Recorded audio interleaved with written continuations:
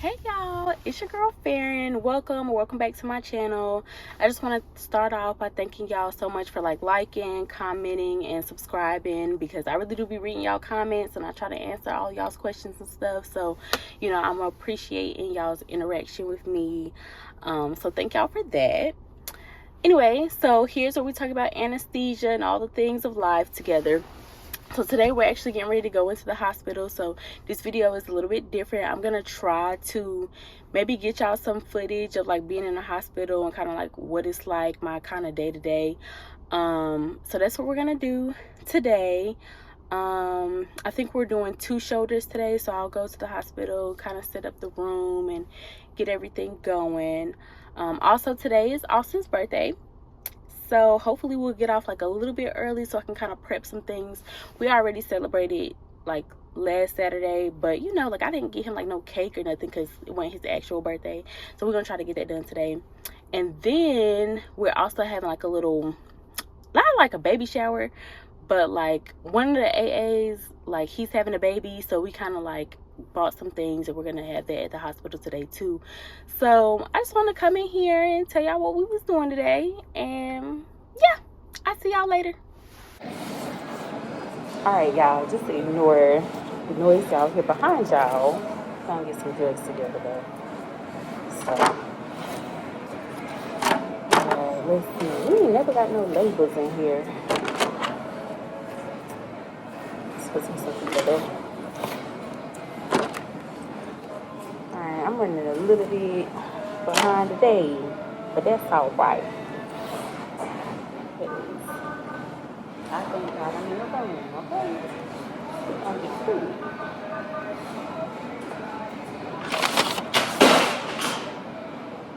What is all these? Alright, let's get some stuff.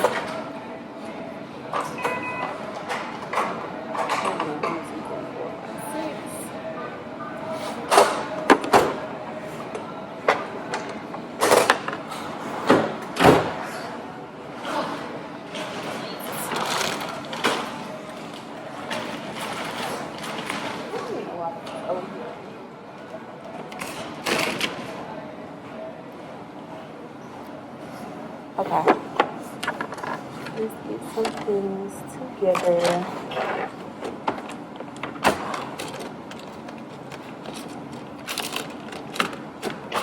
Alright, so y'all, I typically wait until the patient is in the room to drop my narcotics, because sometimes they just be canceling the last minute, and then you gotta waste and all that stuff. So that's the last thing I throw up. But right now we're gonna get our antiemetics together and all the things we need to go to sleep, and then I'll make a little block. Since we're doing a shoulder, we're gonna do an intersaline block. Alright, let's put this right here.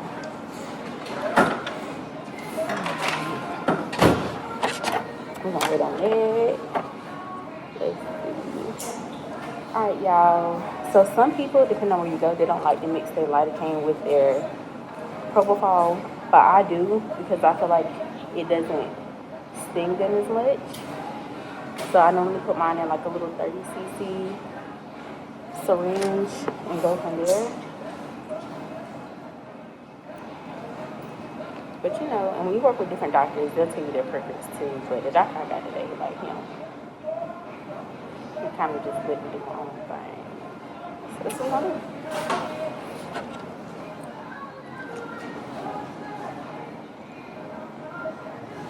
Alright, so we got that, we got that. We'll make a block. I like to also have pressers ready too. So we're gonna get some of those together as well.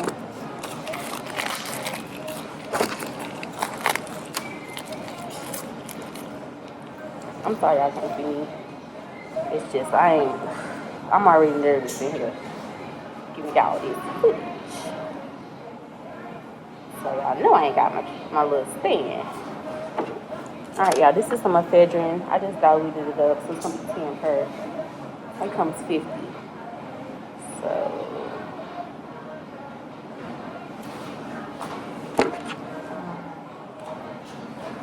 to put a label on all this stuff.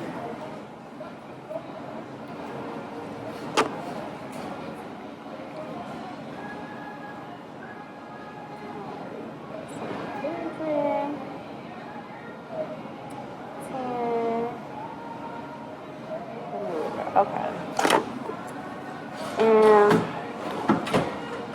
we don't have bags of phenylephrine here, so I typically will just make that separate. But I'm just putting this stuff right away here.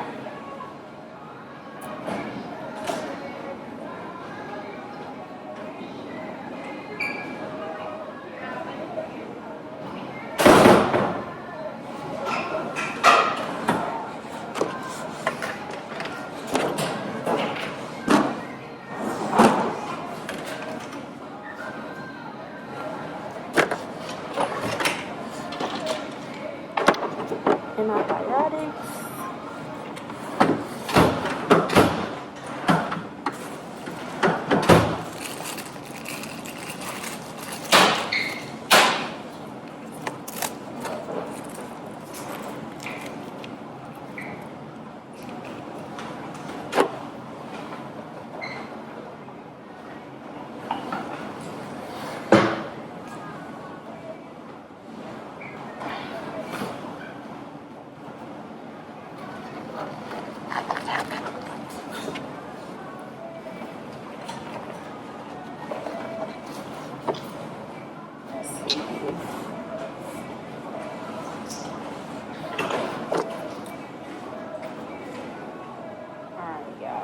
The reason I got these gloves on for this part is because this is the antibiotics, which is something like Anesthesia, unless they tell me something else. But when you shake it up and stuff, it be getting on your hands, but to turn your hands white. So I just like to put my little gloves on this.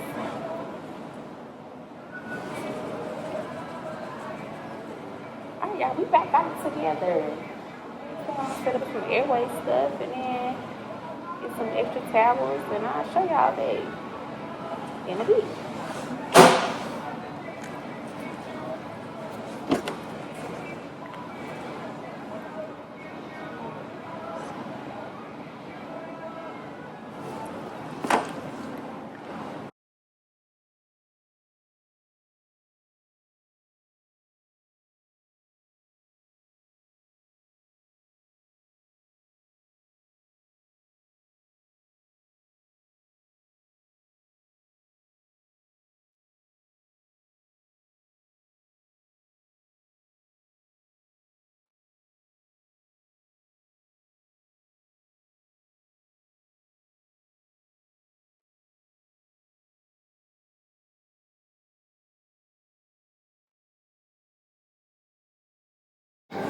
Alright, y'all. I'm gonna show y'all my kind of end process, and we'll talk about it because I kind of need to do this. So I'll be back.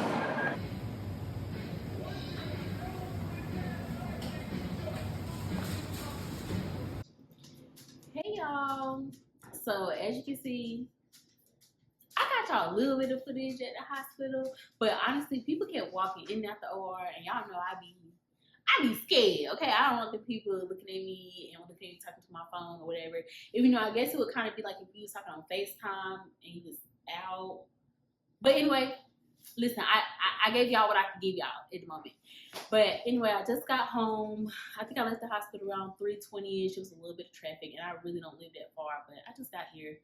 And so as y'all know, I told y'all this morning that today is Austin's birthday. So we celebrated Austin's birthday last weekend, but I kind of saved like some little tidbits for today. So my plan was to rush home. That's why I still got scrubs on. But my plan was to rush home, bake the little brownies I was going to make him, put the candles in them, light them up. And so when he came home, like, you know, it'd be a presentation. But your girl walked up the stairs, and guess who's here? Come on. Ain't supposed to be here, y'all. He was like, I'm at work, but listen, it's fine. Like, it's my birthday, which I understand. But I'm just like, Dad, like, you ruined my whole little thing. But it's okay. So, yeah. So what I'm gonna do is I'm gonna change out of my scrubs, get into something comfortable. We're gonna make a little bit of coffee because I'm tired. Like I'm tired from the day, even though we got home a little earlier. And so while I'm making these brownies, getting things together, make a little coffee, we can kind of debrief on how the day went. Okay? So I'll see y'all in a minute. Alright y'all, I'm back. We done made our coffee. We got the hold on, I'm thirsty. Alright, we done made our coffee. I'm about to get these brownies going. So Austin is not like a big cake person. So I was like, okay, well, I'm making some brownies. So that's what I'm gonna do. So when I went to the store, I had got the original and the walnut because I like the walnut, but sometimes he can be iffy. So I was just like, well, I'm gonna just pop up with the original. But then he seen these and was like, no, make them. So we're gonna make these. But yeah, so today, like I told y'all earlier this morning, we was gonna do like 2 shoulder cases. And the surgeon I got, I just kind of feel like for the cases we were doing, like I've been in like these type of like rotator cuff repairs, and maybe like, you know, maybe like 2 hours, maybe 2.5. We was in there 4 hours. So that's why your girl is tired, absolutely tired. But I know that I had showed y'all some stuff while, let me preheat this oven, 350, okay. Y'all gotta figure out how to work it. 350, there it go, okay, yeah. So I know I had showed y'all some stuff, like we walked into the OR together and everything, and I kind of started pulling up drugs, but basically I found out what case I was doing the night before. It's loud, hold on y'all. I can't even open it for you. I'm supposed to be strong. And the plastic is keeping me. I'm gonna blame it on the fact that it's the end of the day. Okay? That's what we're gonna get us some legs. Okay. We're gonna blame it on the fact that it's the end of the day. And I'll pop it here. So yeah, I found out my cases the night before, and so start time and everything. So I knew I had to get up a little bit earlier to get there. So as far as the setup goes, it's kind of like you have your you go in there, you do your MS Mage, which if y'all don't know, MS Mage is when you kind of like check your machine. It's just like you check your whole, like all your equipment, your drugs, make sure you have like all your extra fluids, everything you need in the room. It's just like a little thing to help you remember it. So we got in the room, and I started kind of drawing up drugs a little bit. So just all the induction drugs. So I always wait, like I was telling y'all before, I wait until the patient is in the room to drop the fentanyl, because it's been a lot of times where I'll drop the fentanyl, like, okay, yeah, like we're about to start, like the case was to follow, and then somebody will come in the room and be like, yeah, they canceled the case. And you be like, what? And you don't find out till last minute, but you done already drew up the narcotics, so then you gotta go find somebody to waste with you, which it's not a big deal, but it's just kind of like, I don't like wasting drugs, like, so I just kind of wait until they're in the room. And so I'm not gonna be able to, I feel like I'm not great at multitasking, so these gonna take me forever to make these daggone brownies. But so yeah, so we drew up like our lidocaine, propofol. I had some sucks and some rocuronium, because technically for that type of case, they don't really need to be paralyzed. So I just kind of use the rock as a defasciculating dose for the succinylcholine. So I had that ready to go. And then, y'all don't judge me, because literally it don't have no order you're supposed to put it in. And so we're gonna put it in as it's close to me, okay? So we got that in there. And so we did that, and I drew up some antibiotics and then some antiemetics. So I have some Decadron, some Zofran, some Reglan. Those are typically like the 3 things I pretty much give everybody. Sometimes I'll skip the Reglan, sometimes I'll skip the Decadron. Like if the patient is diabetic and let's just say their sugars were like really high, I typically like skip the Decadron, or at least skip like 4 milligrams instead of like 10 or 12. And then same thing for the Reglan. Sometimes I might skip the Reglan, but they definitely pretty much for the most part everybody gets the Zofran. So I drew that up, that was ready to go. Antibiotics was ready to go. So the surgeon actually requested like a different type of antibiotic. Normally we use Anesthesia, but she wanted Rocephin, so I just switched that out and we're ready to go with that.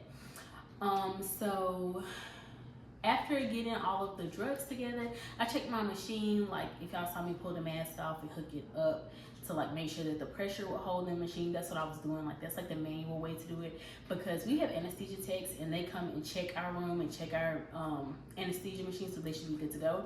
But me personally, I just like to go back and make sure that it's doing what I need it to do. So I was just doing like a pressure hold to make sure we didn't have any leak in the circuit. And so then for airway, make sure I had everything for that. So we needed a tube, a stylet for the tube, a 10cc syringe to hook up so you can blow up the balloon once you're actually intubated. And then I got a face shield because when you're doing the shoulders, and for this particular case, you have to kind of sit in beach chair. And so that's another reason why you want a tube, because you don't really have access to the airway, right? And so I think I need 180. Yeah, okay. And so I just kind of made sure we had everything ready to go. And so I'll run y'all through kind of like the process.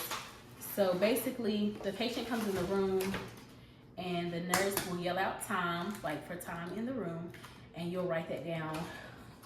And then once you get the patient over to the bed, you will go ahead and put your monitors on, like blood pressure cuff. That's the first thing I kind of put on because it takes the longest to go up. And then obviously like your SO2, your pulse ox, you want to put that on. Go ahead and put on your EKGs and then get them some extra oxygen going so that they can go ahead and pre-oxygenate before y'all ready to go to sleep. So after that part, I called the doctor so that he could come in and be in the room while we go to sleep, because your doctor has to come to actually, he has to be there for induction, or he or she, mine was a he, has to be there for induction before y'all can actually like tube and everything. So once I called the doctor and everything, I went ahead, pushed a little fentanyl, a little lidocaine, a little propofol, and then I like to check to see like, you know, hey, like how are you doing? Check their eyes to see like, hey, can you keep your eyes open and see if they actually sleep before I push any type of paralytic or anything. And then I give I gave like 5 to 10 of rock, and then I like whatever my dose is of the succinylcholine. And so after that, like they shouldn't really defasciculate, but sometimes they still do, well, fasciculate. And so after that, I go ahead and I take the eyes and everything, and with the sucks, I feel like you should give a breath to everybody just so you can make sure that you can actually bag mask them so that you're ready to go. But so yeah, so I gave like 1 breath, and then I knew I could bag mask, and then went ahead and intubated. And so after that, I gave the antibiotics and the TXA. That's what they call for the shoulders. That's what the surgeon and kind of like everybody likes to use. And I kind of wait to give that just to confirm that, you know, the surgeon actually wants to use it. So after that, we moved into positioning. So that's when like they put them in to beach chair. And so with that, I think the biggest thing is just making sure that your tube is secure, because they're moving up and down. Like they're literally going from like supine to like now we're up. So you know they can kind of move your tube a little bit even after you've taped it in. So after all of that, I tape it in, we're good. They're gonna kind of go into positioning so that the doctor come and do his block. So we did an interscaling block. So for that, I just mixed up like 10 milliliters of some Exparel, and then the other 10 was some Marcaine, like 0.5% Marcaine. So mixed that up, got that ready, and so they did their block. And after that, it was pretty much maintenance. So maintenance is just kind of like, you know, gas. So for these, You could do like nitrous and SIBO. You could just do SIBO, just, you know, whatever you want to do. The nitrous kind of helps with your blood pressure. So I typically go that route, especially if I have older patients who have issues with their blood pressure. But if they can't tolerate it, because sometimes like they just can't tolerate the nitrous and like their stats will start to go down, then I'll just go ahead and turn off the nitrous, and we'll just do like air and oxygen or something like that. And so we did that. Hold on, y'all. Let's see what's next. 1/4 cup of water. Because I know y'all was worried about some brownies. I told y'all I'm not good at multitasking when it comes to talking to y'all and making it.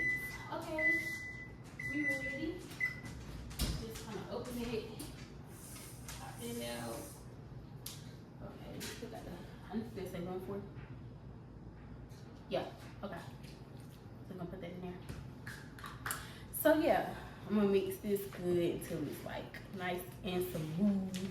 It look like mud. I don't know, like brownies be looking like mud. I probably should have got a smaller spoon too, but it is what it is, okay? It's still gonna be good. It's gonna be the same amount of good. All right, I'm struggling. I don't want to use the wooden spoon. I want to use the black one because I don't know it was here. I guess the wooden spoon. No, I'm gonna use this one. Okay. So yeah, so for maintenance, it was kind of like, because that case was so long, you just kind of want to make sure that you have fluids and everything ready to go, and kind of like they're in a sitting, like they're sitting up, and so their blood pressure cuff is lower than their head, so in their heart, right? Because they're like sitting, and the blood pressure cuff is like down here. So if your blood pressure cuff, if the map is reading 65 and sitting, that means that like the pressure in their head is like less than 65. So you want to be aware of that. And sometimes that can be a little bit of a battle between like you and the surgeons, because for the shoulder, like you can't put a tourniquet on. So you have to do what they call like controlled hypotension. And so typically what I do is I just keep the maps around like 70, like, and we're gonna go from there. And for older patients, I still do like 70, 75-ish, just because that's what their body needs. If they're used to functioning at a higher map and you go under anesthesia and then be like, okay, well, we only gonna give you, you gonna be at 60 maps or something, like, no. Oh, y'all, it's getting smooth, okay. Ooh.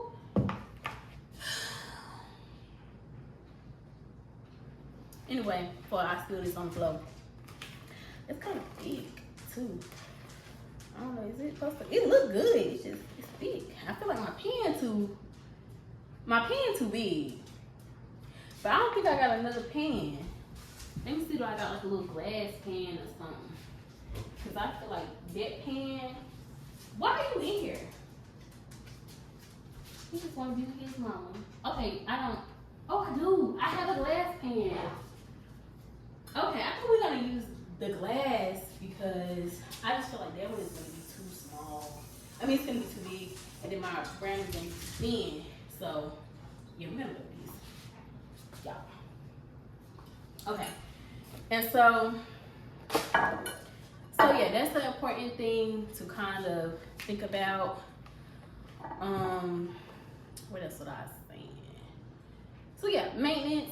And then when you go to, so let's talk about maintenance. So you just want to make sure you have good fluids, you're maintaining your blood pressure, all of those types of things. And then you want to make sure that your pain is under control too, because obviously if they're in pain, they're going to be hypertensive and they're going to bleed more, and then your surgeon's going to complain to you that they can't see, and they're going to ask you, what's the blood pressure?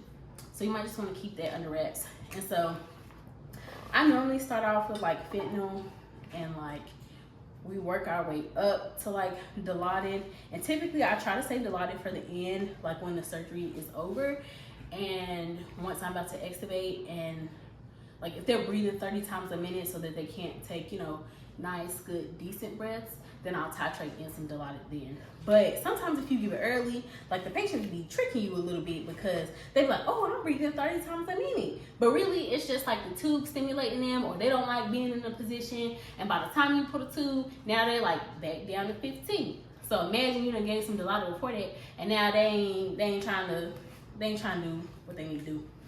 So Hopefully this will be better. I think it'll be better. Yeah, like, y'all, that look good. I don't care. Listen, we got here and it look good. I don't know. We're gonna spread it. We're gonna see how it's gonna spread. I should've, whatever, y'all. Don't judge me. Only kind words on here because, listen, y'all ain't eating it. I am. I mean, Austin is, but I am too. And it looks good to me. Okay. So yeah, so then at the end, let's see how this gonna spread. I mean, it's spreading a little bit. It got like a little bit of water from when I rinsed it out, but that's okay because it called for water, so it's gonna do what it's gonna do. Okay, I feel like that's good enough. Let me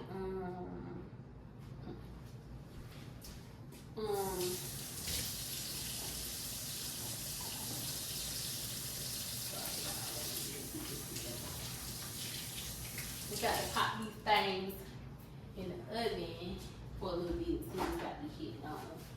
But yeah, so then when you wake up, like the other thing that helps when you have the nitrous on is that your gas, like your SIBO, because it normally takes like a long time to come off. But I want to eat this so bad, like I don't even know. Like I just feel like raw brownie mix is almost better than like, you know, when you actually cook them and stuff. But that's just me. I ain't gonna eat it though. I might eat that part because it won't come off. But I'm gonna put this in the oven. I think it only gotta, it don't gotta sit in there too long. Maybe like 30 minutes. We don't see how it come out. I mean, it went in looking pretty good, if you ask me. So, yeah.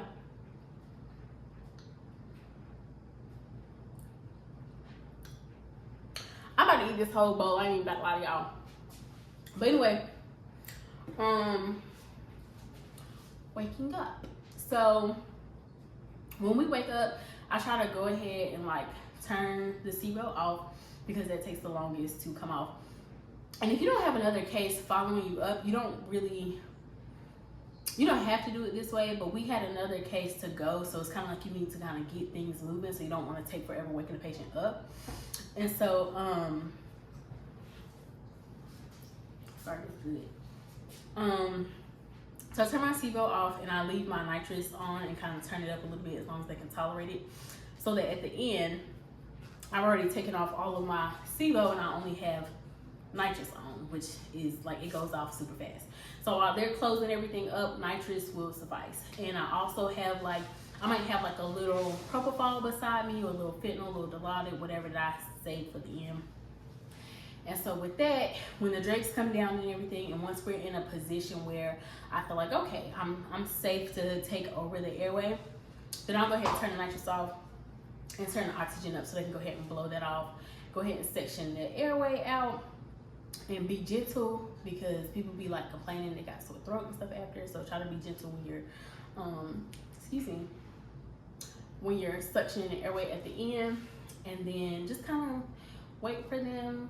For these cases today, I just kind of waited for them to kind of like wake up, move their arms a little bit, tap them a little bit. Hey, like, can you open your eyes for me? And if they can kind of open their eyes a little bit and they're a little, you know, they're like reaching for the tube at that point, I go ahead, let down the cuff, pull it, and put the mask on and say, hey, take a deep breath for me. And they should be able to take a deep breath. And I'll say, okay, give me 3 deep breaths.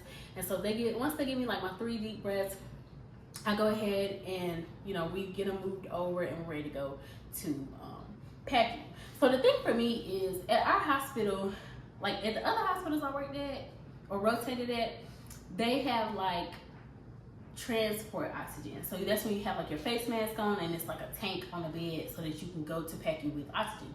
They don't do that at the hospital I'm at. So what I do is, because I want to be safe, because sometimes we're going to PACU this close and sometimes we're going to PACU just a little bit farther out the way, okay, depending on what time of day it is. So I will, after I make them take those 3 breaths, I'll take the oxygen off, and I still have their pulse ox on, and I'll see, like, just on room air, I'll be like, you know, okay, can you hold your stats? And if they can hold their stats, then I'll be like, okay, I'm comfortable to go.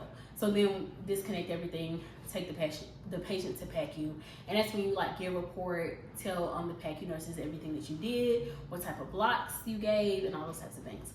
So that was pretty much my day. I would have picked y'all up around breakfast time because I did get a breakfast break a little bit after we started. So like, yeah, so somebody came and got me for breakfast, but it was people in there. And I already told y'all how I feel about people. So yeah, so we just had a little breakfast and went back to work, okay?